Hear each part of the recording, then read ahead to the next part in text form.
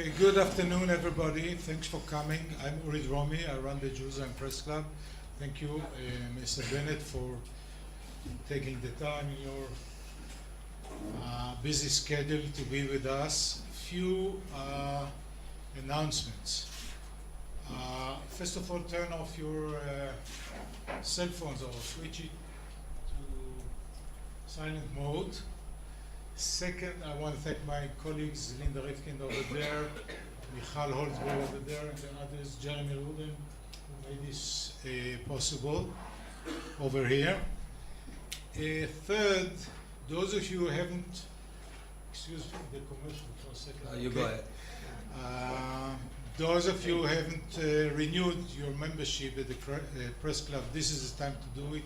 Michal is over there, ready to facilitated. Some of our next events will be reserved for members only, so take advantage of that.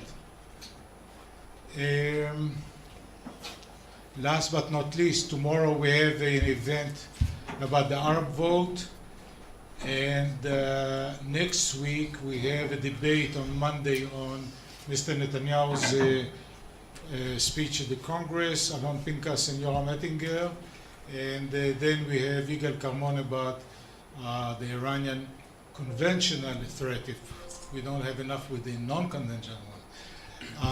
So all of you got the bio of the minister, so I skipped it, and we suggest a short introduction, then we'll open up for Q&A.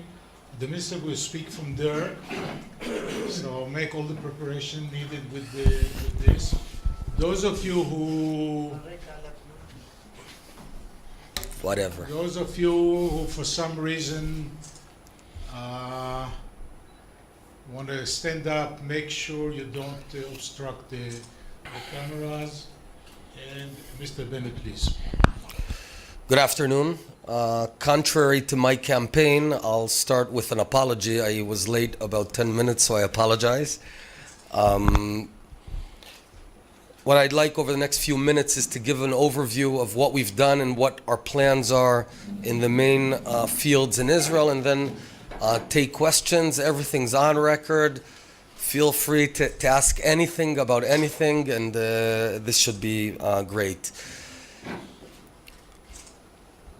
So the Jewish home, the really short story is I came to a very old party, 110 years old, the religious party, the Mafdal, almost 3 years ago. And it was a religious party for the religious, so which is fine. It was a lobby party for modern Orthodox Jews in Israel. And for many years, modern Orthodox Jews needed a lobby party to take care of building synagogues and mikvehs and all our unique needs, because in the 50s and 60s of the previous century, we were sort of a weak minority in Israel at the sidelines, so we needed, if you will, a babysitter. The party at its heydays in 77 had 12 seats, but it went down to 9, 7, 6, and finally 3. And it was going to go altogether away. It was polling 0 in the polls for a reason, because my generation of knitted yarmulkes, right, felt that this is antiquated. It's irrelevant. We don't need a lobby party. We're good to go. We're in leadership positions in the military, in the economy, in education, in settling our country. We don't need a lobby party anymore. So my vision for the party was to reform it in two main ways. A, open it up to secular people. And B, change its mission from taking care of the religious people in Israel to strengthening Israel's Jewish identity in education, in security, and all around. The guy who brought me into politics actually is Uri Orbach, Zichro Livracha, who passed away last week. He was a member of Knesset. He called me one day out of nowhere and said, "Hey, I want you to join the Mafdal." And I said, "What?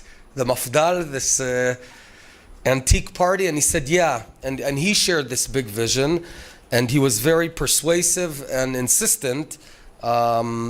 And ultimately, we realized this big vision, and it worked. We opened up the party. Last time around, number 2 in primaries was a secular woman, Ayelet Shaked. This time she came in number 1 in the primaries. We have 3 secular candidates. Ayelet, Yinon Magal, who also from Sayeret Matkal, the unit that Bibi, Barak, I, and all the guys who've got challenges. And the third one is Ronen Shoval. But also we took upon ourselves this change of mission. Therefore, the ministries we seeked are very different from the typical ones. So I was Minister of Economy. Uri Ariel was Minister of Housing and Building.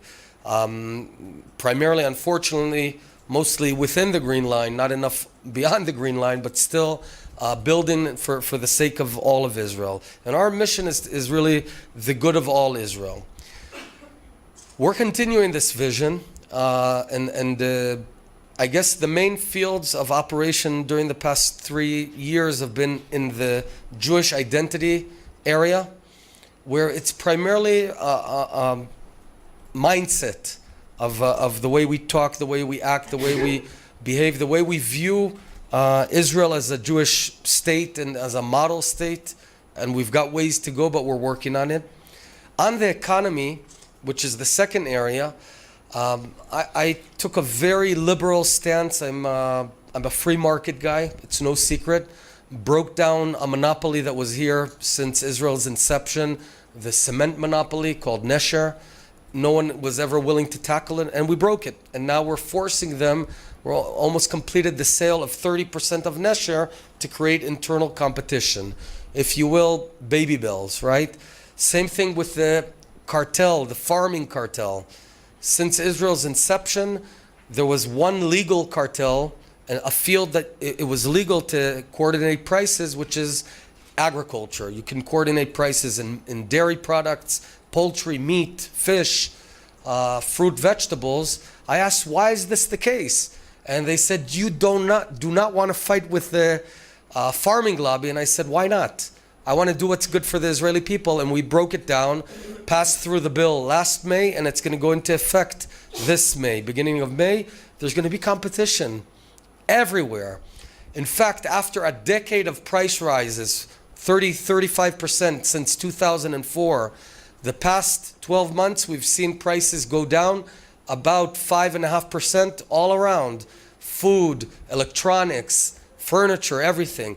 Opening up more and more imports, breaking down and removing unnecessary standards. If you know what a standard is, it's what defines what's allowed in and what's not allowed into Israel. And a series of, I would say, hundreds of small actions that together are out to open it all up. Another big focus of mine and almost my pet project was getting Arab women and Haredi men into the Israeli workforce. These are two populations that were underemployed. Only 25% of Arab women work compared to nearly 80% of Jewish women. And many Haredi men have not been working.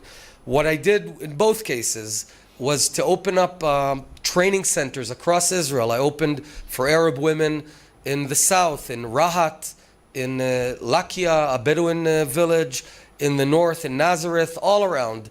Over a dozen training centers for Arab women. We incentivize employers who hire an Arab woman or a Haredi man. We help with transportation, and we're seeing the numbers rise. We're already up to 30%. 30% of Arab women work now. I wanted to reach the same rates as Jewish women.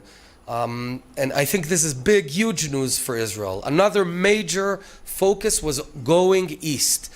I decided China, Japan, and India are 3 core markets that we have to get there.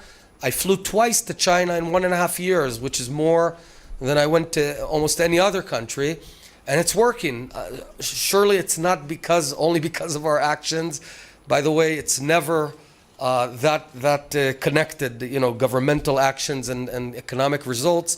But yes, we're seeing massive Chinese investment in Israeli high tech. It's never been this way before. We've had, by the way, a record year of Israeli high-tech, the best in Israel's history. 2014 has been the best high-tech year ever.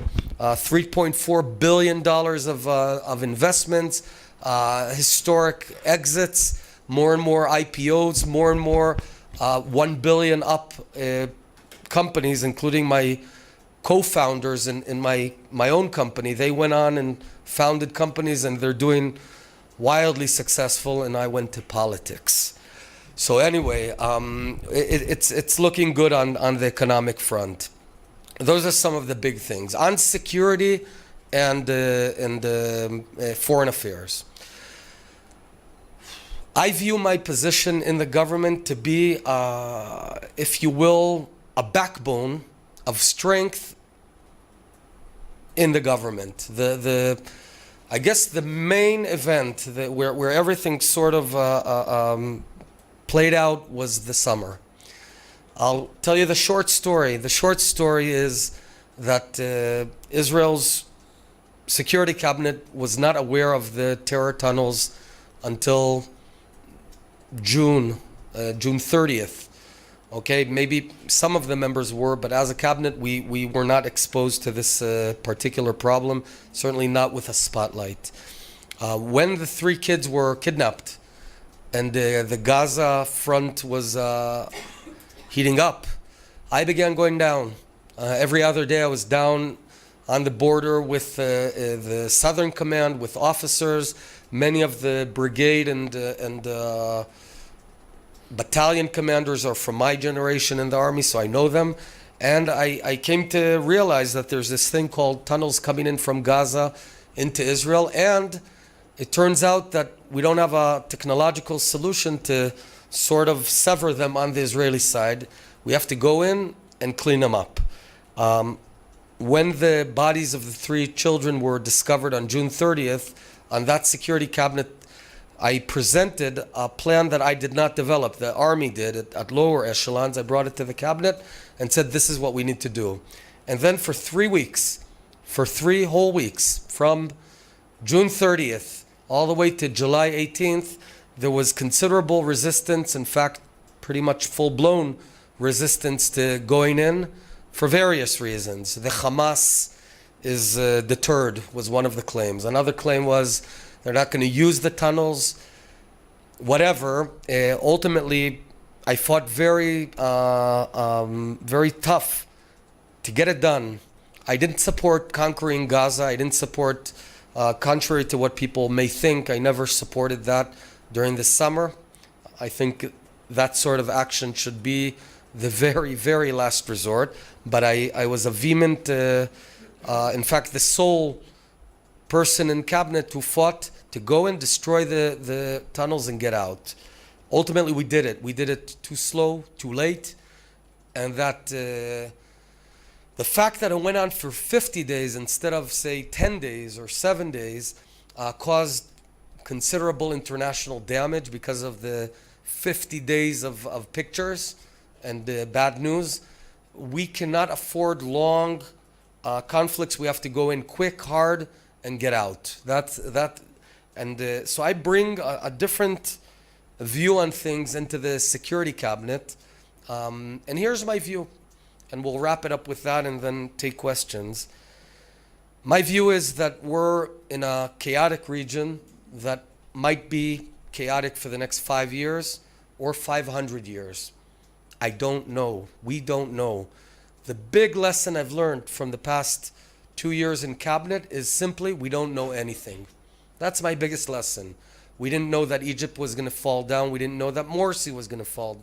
We didn't know that Syria was going to disintegrate, but we thought, and I remember our defense minister said 3 weeks and Assad's gone, and he's still there. No one anticipated Daesh, ISIS. No one knows where it's going to go. So we don't know anything. That's the one certainty. And I urge all intelligence agencies to be very cautious about predictions, and especially ours. So what do you do in this era of chaos? First of all, you avoid making huge mistakes, okay? Which means you have to depend on yourself You do not hand over land. You don't carve out land from your own land and hand it over to people who tomorrow might be potential enemies. You'll recall that we handed Gaza over to Abu Mazen, and today it's Hamastan. And I'm pretty convinced that if we do the same in Judea and Samaria, aka the West Bank, we'll get ISIS on Route 6, on the Green Line. So A, don't give up land. B, you got to be a few generations more advanced in strength and warfare abilities. And C, we have to learn to live with our neighbors, primarily the Palestinians. Here, what I would do in a nutshell, I see no foreseeable agreement with the Palestinians.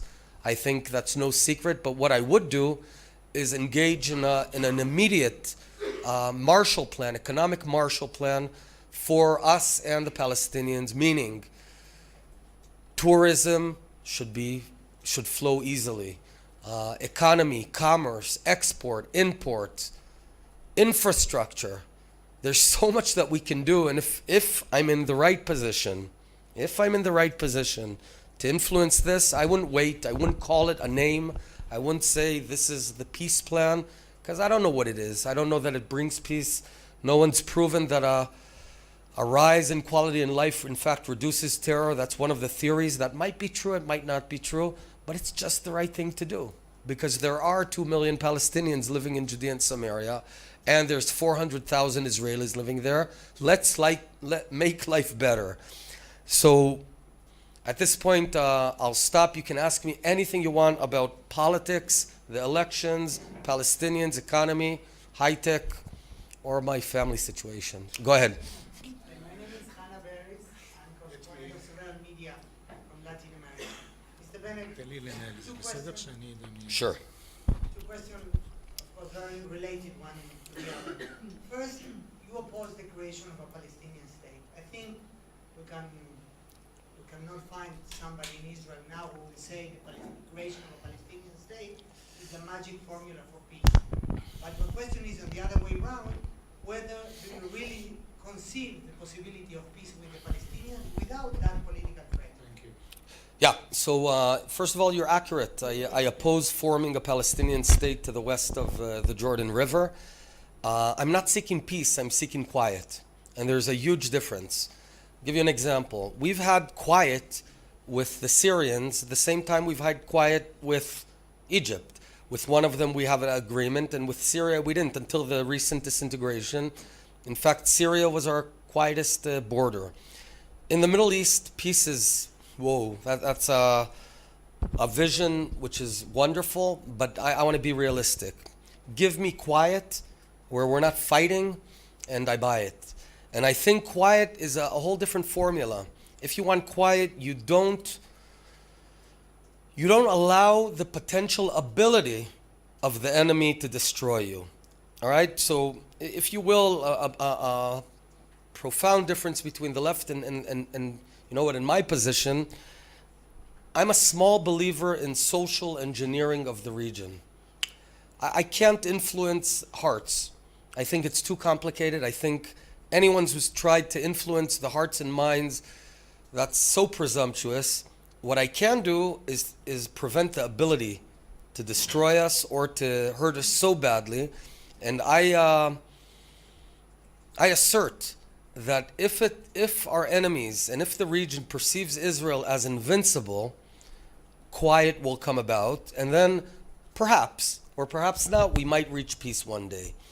And I think that if we carve out our land, in fact, we deem ourselves much more vulnerable, and I believe, as we can see over the past 20 years, in fact, that will increase the chances of war.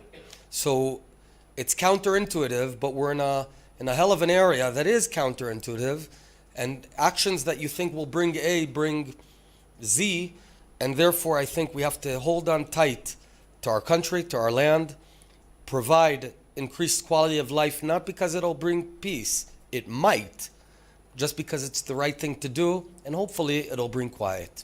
Thank you. Guys, there's plenty of us, so one question each, And just present yourselves if you can. Inge Güter, Berliner Zeitung, Frankfurter Rundschau, German media. In the last campaign, as far as I remember, you were an advocate of annexation of sea areas in the West Bank. Right now, you did not mention that. Is your party Jewish Home right now the softer version than before, or please clarify this No, question? that's a great question.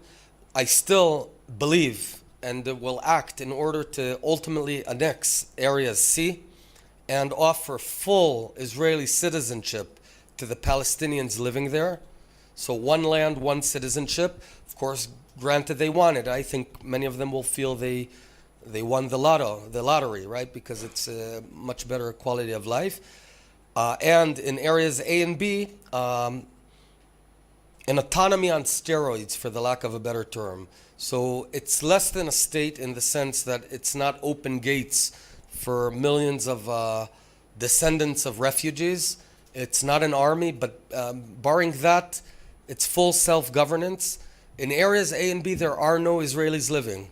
There's 1.8 million Palestinians and not one Israeli. So that's my vision. Do I think we can enact it immediately? No, because we have to, first I have to persuade my own people. And it's an uphill battle, but there's a growing percentage of Israelis who believe in it. Then we have to go out and talk to the world. Now, Israel has annexed areas in the past. We've annexed Jerusalem, right? The ancient city was annexed in 1967. The world does not recognize it to this very day, but we do. We annexed the Golan Heights in 1981. The world does not recognize the Hermon, Katzrin as part of Israel, but we do. All right, all your mainstream Israelis do. So I want to do the same with Ariel, with Ma'ale Dumim, with Gush Etzion. So even if we can't do it tomorrow, yes, it is a vision that I'm working towards, but it has to be, it can't be just done overnight. And in the meantime, regardless of that, you know what I would say to the leader of whoever? I would say, look, you have this vision of a Palestinian state. I have this vision of annexation. Let's agree to not agree. Let's make life better for the next 5 years. Let's invest in quality of life. Let's build 50 industrial centers that would employ 300,000 Palestinians and ramp up the economy. Let's let a tour bus coming from Haifa to Nazareth to Nablus to Jerusalem to Bethlehem go freely without stopping it 17 times at passport stops. Let's let export and import go even under security constraints. We can find ways to solve it. Everything I'm talking about, I've learned in big detail. It's solvable. So my point is, even if we disagree, and we do disagree on the long-term vision, why, for heaven's sake, can't we make life better for everyone on ground in the interim? That's my practical actions. yes, please. Asaf from the Yomiuri Shimbun, Japanese daily. I wanted to ask you, what is between actually keeping the territories, not giving away territories, and expanding the settlements? I mean, expanding settlements manufacture noise, while you seek peace. Stay quiet. No, so I'm suggesting, look, here's the deal. My vision ultimately suggests that Area C is part and parcel of Israel, right? Haifa is like Ariel, Ma'ale Dumim is like Netanya, all right? And since that's the ultimate vision, there's no issue of building because I'm not biting out of the other side, because based on that vision, that's our part, okay? I'm not suggesting to build in areas A and B. Quite the contrary, I'm suggesting the Palestinians build freely in areas A and B. And I think Israel's mistake, I'm not complaining to the world, I think Israel's mistake is sending mixed messages, because the world's basically telling us, all right, I'm the only party today who is against forming a Palestinian state in Judea and Samaria. So all the parties that support a Palestinian state, the world says, all right, well, you're negotiating a Palestinian state, stop building until you finalize the deal. Sort of like splitting up a pizza and biting off pieces while you've not split it yet. Split the pizza and then eat your part. But since my vision is different, it's coherent. I think we've had self-defeating policies over the past 20 years and incoherent policies, and I'm suggesting a coherent one, whether you agree or not, but at least it's coherent. I'm telling you that today, the younger generation in Israel overwhelmingly supports my political ideas. There may be opposing on religious issues, etc., but on the political side, on the future of land, on conceding land, the new generation is sort of free of the conceptions that my generation grew into. Just one in Kiryat Motzkin. We came in first place at secular Kiryat Motzkin, and we're seeing this across the country. The age group of 18 to 30 supports us very much. I'm not necessarily the largest party, but among the largest parties in Israel. Yeah, hi. I wanted to ask you about gay rights questions that have loomed large in this election season. Sorry. You faced a kind of Facebook rebellion from some gay IDF officers and soldiers this weekend. One of your candidates came out just recently and said he's a proud homophobe and gay people should be abnormal at home. You recently told an audience, I think, you said, let them call us homophobes, extremists. Meanwhile, others on the right disagree. The Israeli Minister of Defense came out and said he supports gay marriage rights. He's from the Likud. I wonder if you could explain to me Sure. your party position, your personal view, especially in the question of gay rights as it comes to soldiers and officers, but in society in general. Sure. So here's the deal. My basic take is live and let live. I'm not telling people what to do, how to do, and how to live. That's none of my business. A. B. In terms of economic and social rights that are a result of marriage, I support that. In fact, contrary to Lapid and others who opposed solving the actual problems, there was an issue of getting tax credits for a gay couple, because tax credits in Israel go to women, but a gay couple, by definition, if it's a homo, it's two men. So there was a lack, and I said to Yair, I'm willing to solve the problem. If you want to make this a flag and a demonstration, tell me and we can fight. If you want to solve the problem, we can solve it in a nanosecond. And he went down the path of, making a big issue instead of just solving it. But ultimately, we went down my path and granted them those rights. The one issue that's been discussed and is formal recognition of gay marriage as marriage, and we that's not what we believe in, and therefore we oppose it, and that's always been our position. And somehow, every time election time comes, everyone's surprised that that's our position. So the bottom line is official recognition, no. All the rights derived from marriage, yes. Yes, please. Yoram Sosi from the Daily Norwegian Dagen. If your policy for the West Bank will be a policy of the next Israeli government, have you counted the costs, the penalty that might come, the penalty measures coming from Western countries, like boycotting of Israeli products until it gets here? We're aware of, regardless of our policy, we see that stemming from parts of Western Europe, there's a growing animosity towards Israel. I view it as unfair. I view it as a degree at sometimes of more than that, because Israel is perhaps the only country in this region that's a real democracy, and the fact that countries in Western Europe use this unique standard against Israel is unacceptable. And by the way, that's one of the reasons, as a strategic move, when we see what's going on in Europe, we see the anti-Semitism in Europe against Jews, we see the anti-Israel sentiment which cloaks anti-Semitism. Sometimes it's a combination of good old anti-Semitism and a new version of radical Islamic anti-Semitism. many Israelis say, let's give up Europe because there's no future for us with Europe. I don't hold that opinion, but that's a sentiment that's growing in Israel. That's one of the reasons, by the way, that we're going east to China, Japan, India, where they lack a heritage of anti-Semitism, and we need to diversify. Everything we do needs to be done in dialogue, in persuasion, not. But I see that this boycott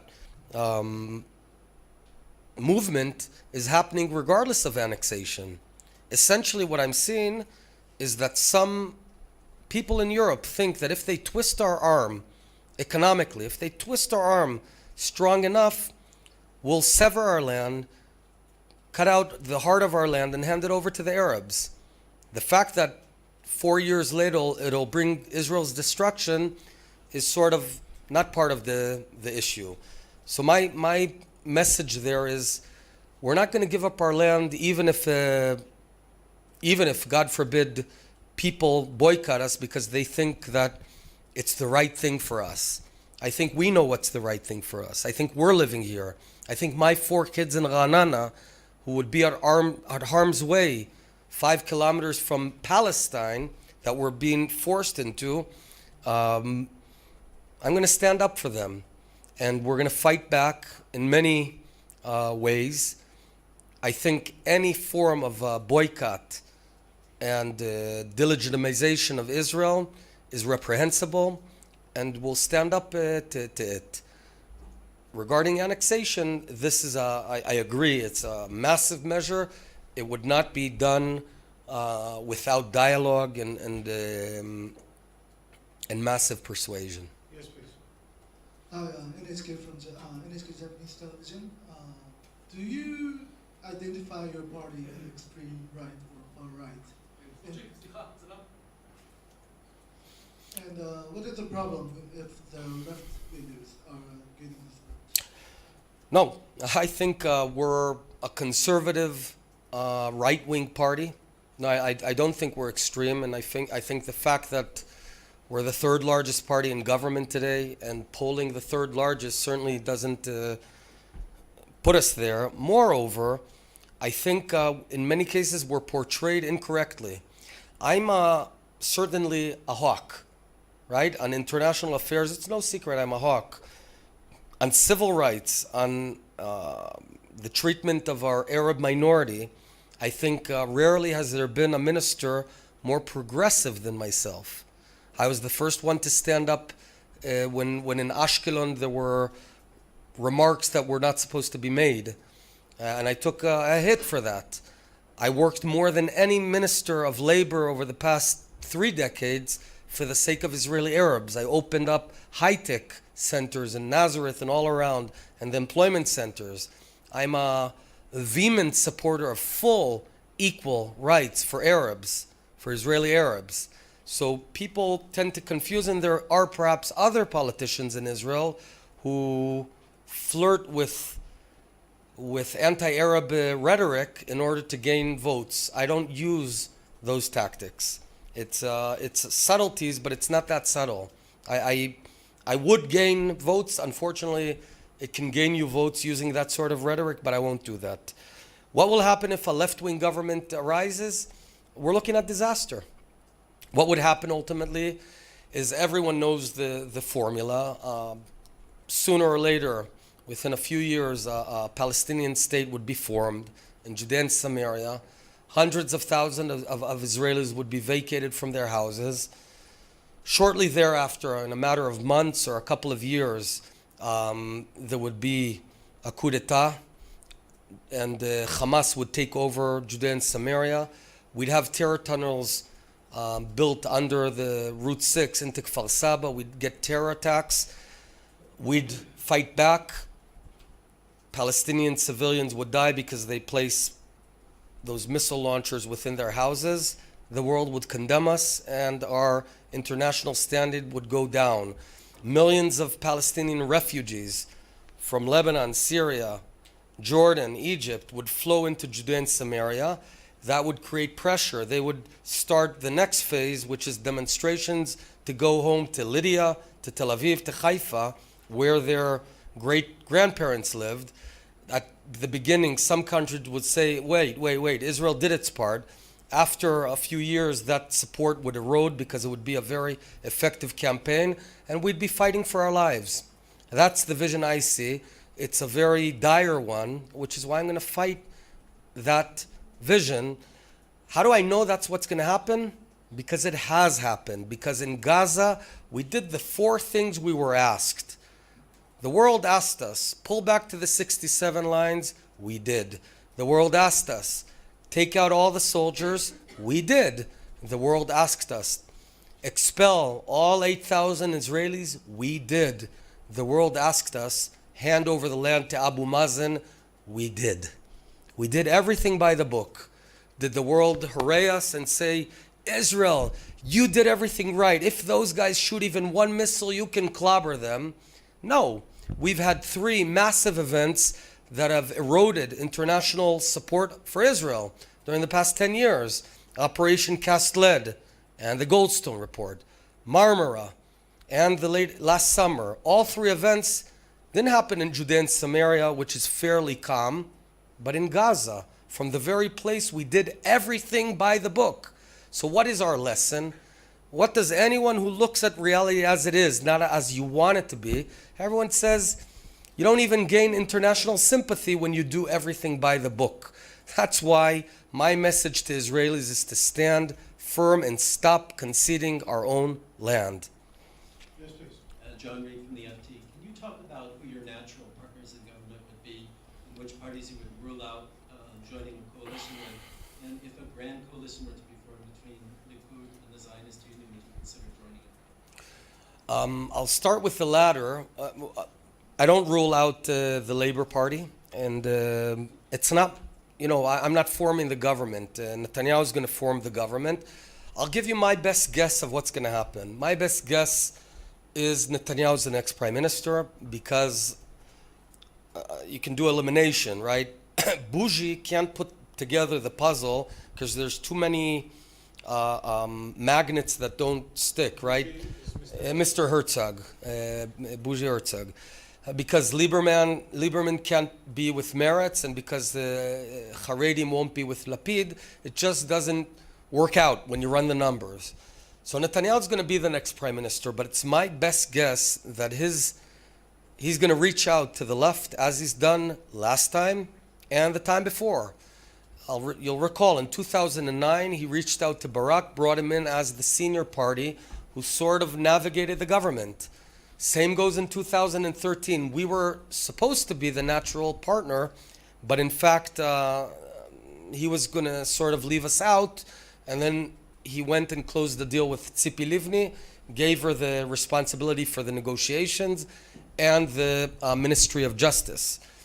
I had to force his hand to take us in, if you'll recall. The famous Lapid Bennet alliance basically forced Netanyahu to take us in. I think this is a likely scenario. The pitch I'm making to my people is give us enough seats so we can force our way into government. Yes, please. Good afternoon, Piotr Smaller from Le Monde. I wanted to ask you a question nevertheless about Netanyahu, who's still very strong in the polls, and Likud is still seems to be in front. What does it say exactly about your own weaknesses or Herzog weaknesses? What do you think is his secret? That's a good question, man. First of all, I had a major gaffe about a month ago. I think rarely in Israel's political history did a politician make such a big mistake that we were polling at about 16 seats, and I wanted to bring in a famous football player and manager, Eli Ohana, and it backfired, and it sort of, I think we went down almost 4 seats, from 15, 16 to roughly 11, 12. Now we're again going up. We're polling at about 13. So we were up there, but I made this this mistake and paid pretty dearly for it. Still learning the lessons. I think people You know the Maslow pyramid? You know what Maslow pyramid is? It's you learn it in sociology year 1. Basically says that the human being has needs that until you fulfill a basic need, don't go talking about the next one. So the first one is life itself. The second one is shelter or food, and only later on self-fulfillment and whatever. All right. So don't talk to someone who's hungry about self-fulfillment. Right. I think the Israeli public adheres to this principle also. Before we talk about cost of living, guys, just a few months ago, thousands of rockets were hurled at all major Israeli cities. And the Israeli public does not believe in the left-wing approach. It doesn't anymore believe in conceding land. I'm talking about the overwhelming majority of Jews. And I think first and foremost, that's why Netanyahu gains the support, because ostensibly he represents that approach. Yes, please. Next. Anna, you spoke already, no? Anything new? Yes, please. Hi, my name is Maya. I'm from GG Press, Japanese news agency. Hey there. Nice meeting you. So, Prime Minister is going to visit United States soon and speak about Iranian nuclear issues. And also, some people are criticizing about this visit because it's going to be a campaign, like election campaign. So, what's your opinion about his visit to the United States? And also, what do you do if you are in the right position in order to strengthen the relationship between Israel and the United States? Okay, so the question is regarding Netanyahu's flight to the States and his speech in Congress. I'll start with the bottom line. I back Prime Minister Netanyahu on this endeavor. And I want to present sort of how I see it. I think that this period is one of those periods that we'll look back 50 years from now and ask ourselves, did the world leadership at this crossroad make the right decision? And it's if God forbid 50 years from now, or not 50 years from now, 5 years, 10 years from now, there's a nuclear 9/11, you'll be able to trace it back to these days in 2015, where the world made a deal with Iran.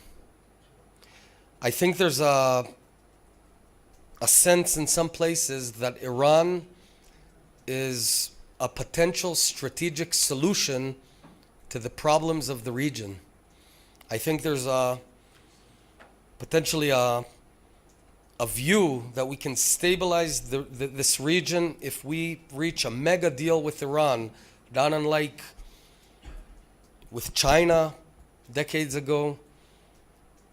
I think this is a profound mistake and misunderstanding of the nature of the Middle East in general and Iran in particular. If a deal is signed which ultimately legalizes Iran's pursuit for a nuclear weapon and enrichment, we won't get a nuclear bomb today, but we will get a nuclear bomb tomorrow. That's what's at stake. I think Iran's plan is not to reach a nuclear bomb today. Their tactic is a delay and deceit tactic. They know that the West has limited patience on any given topic, and they're just going to wait us out. So sign a good enough deal, abide by the deal for the next couple of years, and then wait for an opportune moment and break out. And the world will not have enough time to identify that they're trying to break out, to create a coalition to fight it, and actually to stop it. That's what's at stake. If they do sign this deal, the Middle East will become a nuclear nightmare. This Arab Spring will turn into a nuclear spring. Saudi Arabia, Egypt, Turkey, all of the Middle East will go nuclear. the most lethal area in the world, region in the world, will have nuclear weapons. That's what's at stake. So I believe Prime Minister Netanyahu should make the best case he can. And in any case, we're prepared for any eventuality, any outcome. We're not. In Hebrew, there's a sentence, "Im ein ani li mili." So if I don't take care of myself, who will? And we're prepared for any outcome. But I think at this moment, we have to do everything in our ability to stop the deal, and it is a bad deal. Just remind everyone one last point. There were 6 consecutive Security Council resolutions that didn't allow even one centrifuge. And Iran just violated through all of them, and all of that is forgotten. This is one of those events that our grandchildren will look back and ask, what did you do? So I think Prime Minister Netanyahu is doing his best. Last ones, you. Well, sorry, I raised my hand before your last sentence, and you sort of answered. With respect, I think what you said about Iran is interesting and powerful and important.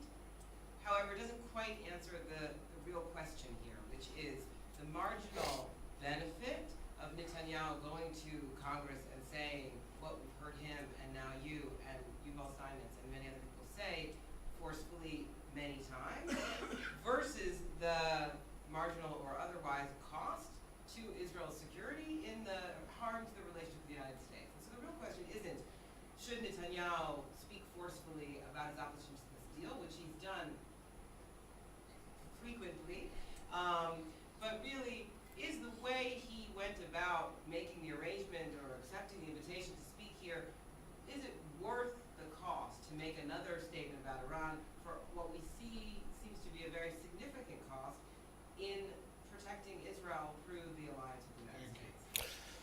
Look, I'm certainly not. I'm not going to give Netanyahu grades on foreign affairs. I think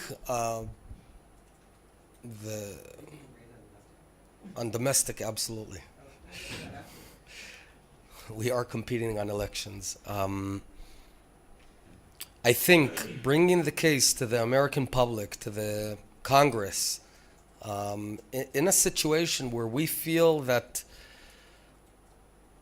this is such a profound historic mistake, I think we have no choice. Last one. Mr. Bennett, you described a few minutes ago an inferno scenario regarding what will happen or what might happen if Mahane Hatzioני and the Labour Party with Livni will win the election. And of course we know that dangerous things, bad things have been happening here.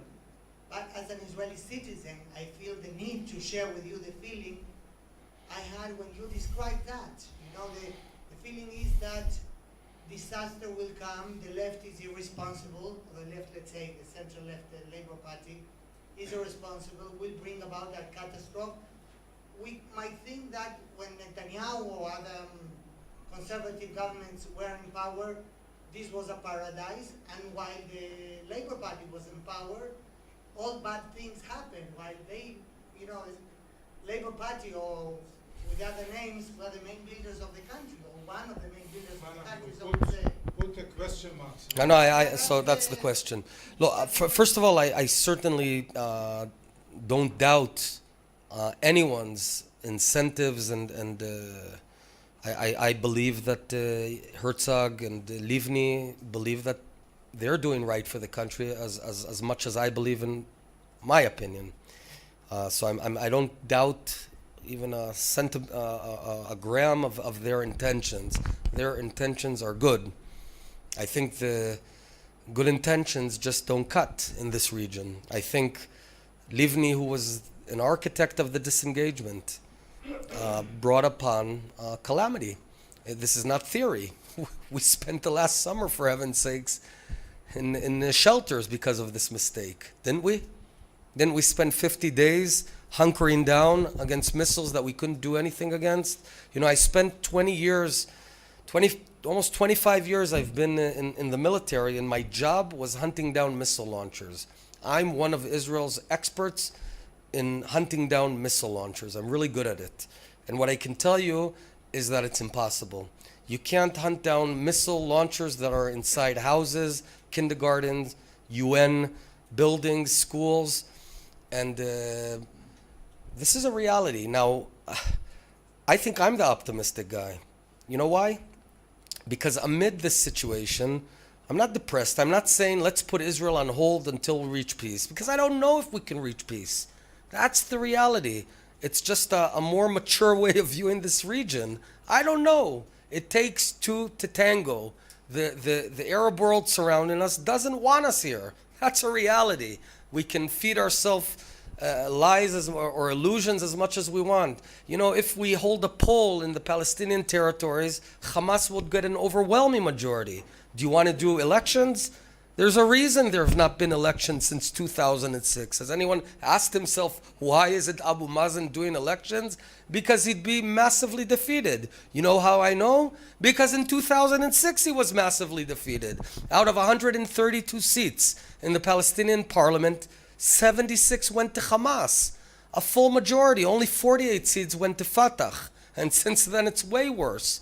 So what are we talking about? We can invent these buildings and sand castles, or look at reality and say, how do we do best out of this reality? And look at what we're doing.